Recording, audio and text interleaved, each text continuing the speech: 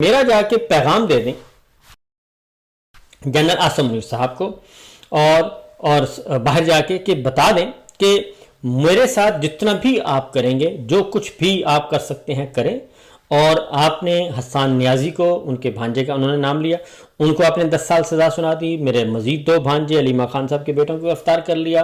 یہ مزید بھی اگر ہمارے کسی خاندان کو پکڑیں گے تو یہ جنرل آصم منیر صاحب کو پیغام دے دیں کہ میں جھکنے والا نہیں ہوں اور بالکل اپنی بات پر قائم ہوں۔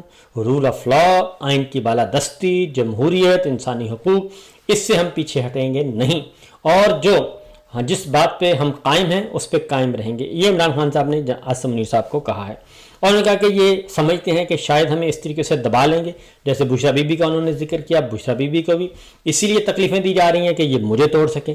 تو یہ تو انہوں نے کہا کہ جنرل صاحب ذہن سے نکال دیں، پہلی بات انہوں نے یہ کہ۔ دوسرا انہوں نے کہا کہ جس طریقے سے محسن نقوی صاحب نے پاکستان کرکٹ کو تباہ کیا ہے، وہی طریقہ، وہی کچھ پاکستان کے ساتھ جنرل آصم منیر صاحب نے کر دیا ہے، یعنی ان کے وہ بھی پاکستان کی تباہی ان کی طرف سے ہو رہی ہے۔ جیسے کرکٹ کو فارغ کیا، اسی طریقے سے پاکستان کے ساتھ جو تباہی کے مناظر ہے وہ اس کے ذمہ دار جنرل آصم منیر صاحب ہیں۔